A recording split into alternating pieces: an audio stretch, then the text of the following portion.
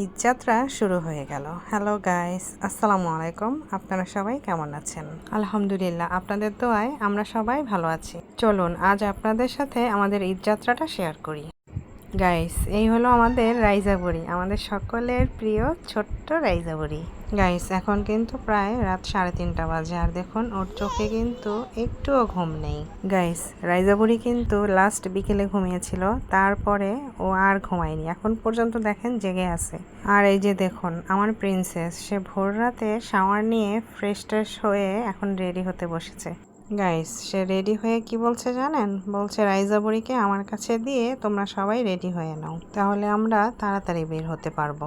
Guys, আমি বারান্দায় গিয়েছিলাম দরজা বন্ধ করতে। চলুন আপনাদেরকে আমি রাতের রাস্তাটা দেখাই।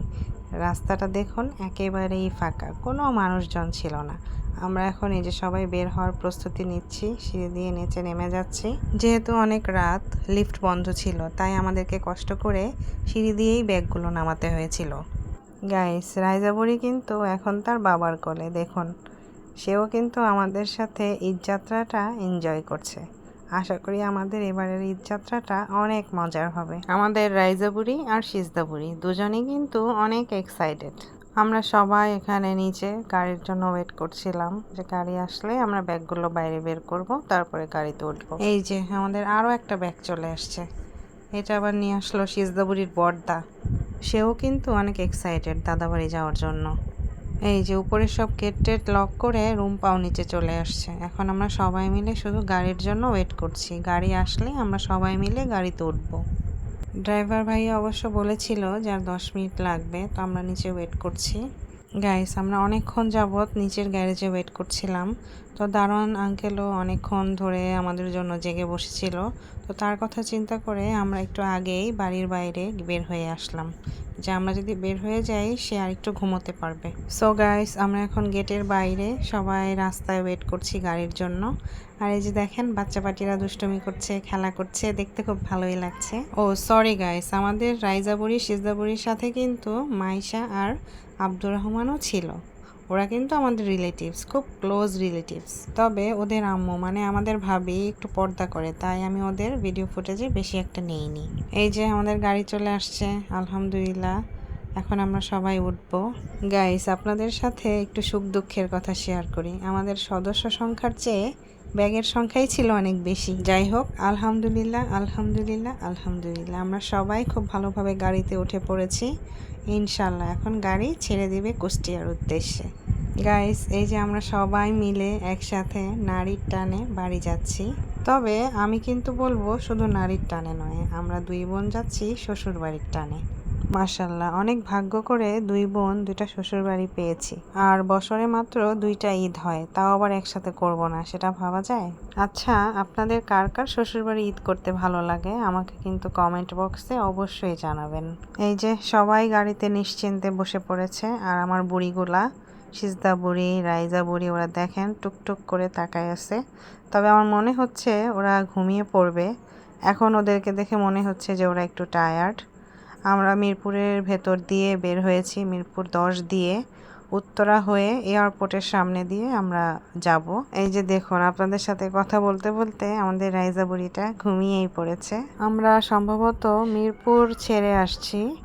এখন সামনে হয়তো কোন একটা ফ্লাইওভার আছে, আমি অ্যাকচুয়ালি চিনতে পারছি না জায়গাটা, এটা কোন জায়গা। আপনারা জানলে কিন্তু আমাকে কমেন্ট বক্সে অবশ্যই জানাবেন যেটা কোন জায়গা। তবে আলহামদুলিল্লাহ এখন পর্যন্ত রাস্তা ফাঁকা আছে, আমরা কোনো জ্যামে পড়িনি। তবে জানি না সামনে কতটুকু রাস্তা ফাঁকা পাবো, সামনে কি অবস্থা হবে। আপনারা আমাদের জন্য দোয়া করবেন। এখনকার রাস্তাটা দেখে আমার যতটুকু মনে হচ্ছে যে এটা বনানীর আশেপাশের কোনো এরিয়া হবে হয়তো, আমি শিওর না। যদি ভুল বলে থাকি আমাকে ক্ষমা করবেন। এখন আমরা একটা ফ্লাইওভারে উঠে গেলাম। এখন পর্যন্ত কোনো জ্যাম নেই, মাশাআল্লাহ রাস্তা ফাঁকাই আছে। গাইস, এই ফ্লাইওভারটা এত সুন্দর আর বড়, আমার কাছে মনে হচ্ছিল যে রাস্তা শেষই হচ্ছিল না। এই যে আমরা ফ্লাইওভার থেকে এবার নিচে চলে আসলাম, সামনে সম্ভবত আমরা এয়ারপোর্ট পাবো, আমি শিওর না, চলুন দেখি। গাইস, এই দিকটায় আসার পর আমরা একটু হালকা গাড়ি ঘোড়া দেখতে পেলাম।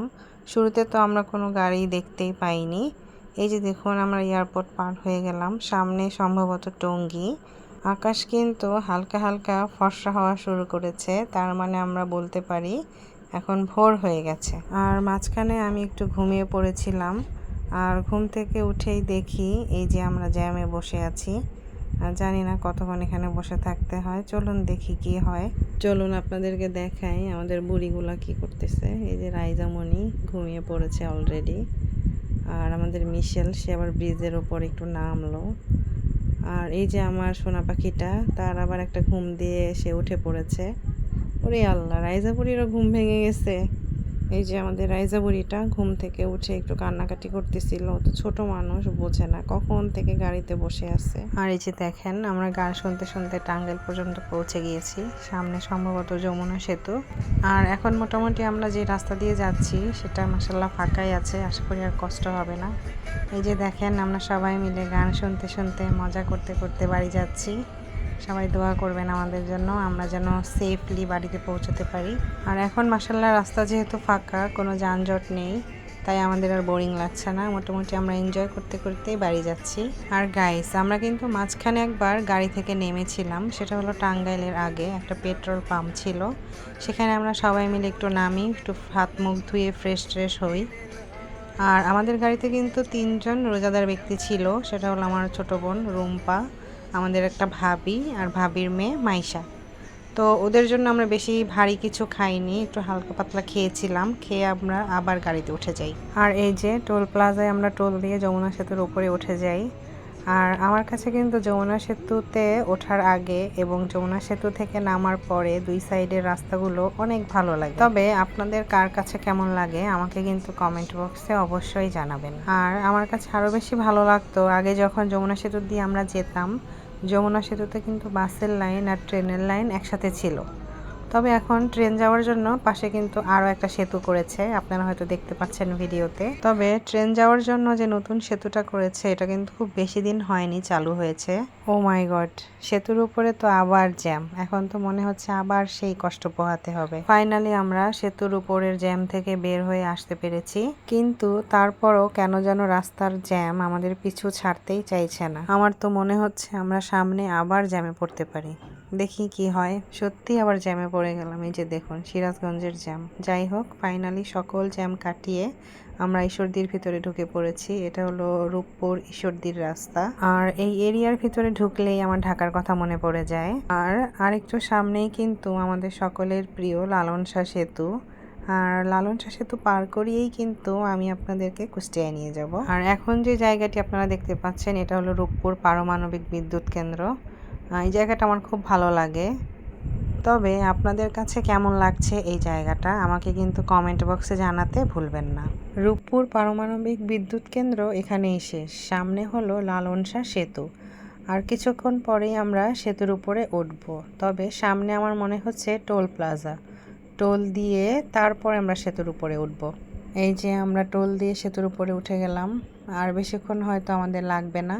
এই যে দেখেন আমাদের সবার প্রিয় হার্ডিং ব্রিজ। লালন শাহ সেতু আর হার্ডিং ব্রিজের পুরো এরিয়াটা আমার কিন্তু অনেক পছন্দের একটা জায়গা। গাইস, আমি একটু মাঝখানে ঘুমিয়ে পড়েছিলাম, ঘুম থেকে জেগে দেখি আমরা ভেড়ামারা পার হয়ে গিয়েছি, আমাদের এরিয়ায় ঢুকে পড়েছি। সামনে সম্ভবত আল্লাহ দরগা বাজার। আর আমাদের গাড়িতে কিন্তু 3 জন রোজাদার ব্যক্তি ছিল। যেহেতু ইফতারের টাইম হয়ে গিয়েছিল, তাই আমরা মাঝখানে একটু গাড়ি থামিয়ে সামান্য কিছু ইফতারি কিনে নিয়েছিলাম যেন তারা খেতে পারে। তো মাশাআল্লাহ ওরা সময় মতো ইফতারি করতে পেরেছিল। আর আমরা যারা বাকিরা ছিলাম তারাও ওদের সাথে ইফতারিতে অংশগ্রহণ করি। এই যে দেখেন আমরা আল্লাহ দরগার বাজারে ঢুকে পড়েছি।